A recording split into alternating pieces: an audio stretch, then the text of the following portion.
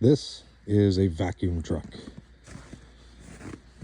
Very basic machine in principle. You have your vessel, which is the tank. You have your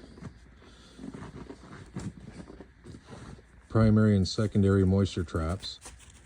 So the one on the very top of the tank, very similar to a shop vac, has a cage with a ball in it. So when the liquid level gets high in the tank, it floats the ball up to a rubber gasket to shut off any flow from going from that tube down to the secondary, which does the same exact thing. There's another ball and a cage in there.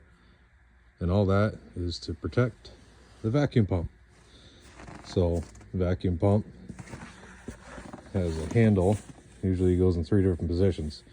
But in one direction, it'll create vacuum on this line going to the top of the tank. So it's removing all matter in the tank.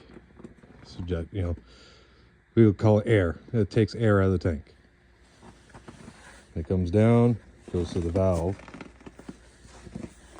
to the pump itself, which has long slats in it on a drum.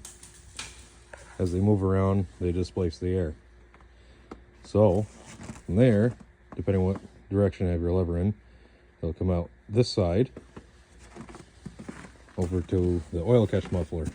That makes it a little more palatable for sound, and it catches any of the oil residue that comes out in the lubricating process of the pump. And if you get any excessive moisture through your pump, that will catch it too.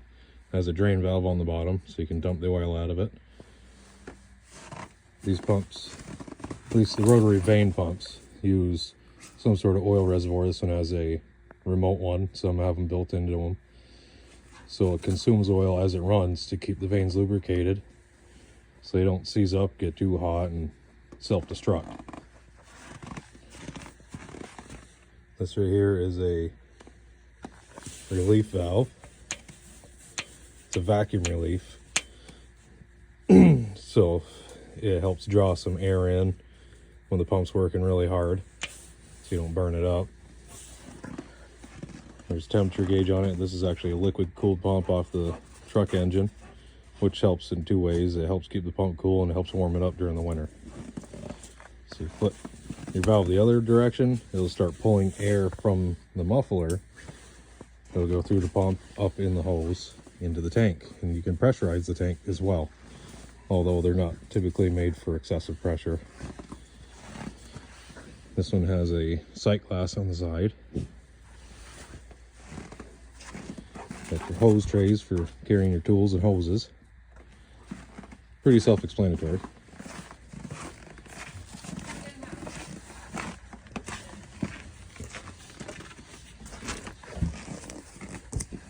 And as you come to the back, you'll see there's hooks on the back of the tank to hang the hoses on. A couple extra gaskets. This is a 6-inch dump valve that has a 4-inch reducer. That's to offload the truck, but you can, in theory, pull from this point as well.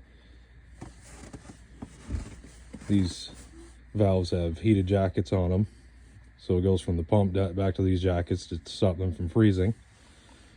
This is your intake valve. This is a 4-inch, which I use a 4-to-3 reducer for. It's the way that some of these are designed, that pipe right there actually goes towards the top of the tank internally, and it drops the liquid and solids into the tank rather than just going into the side of the tank.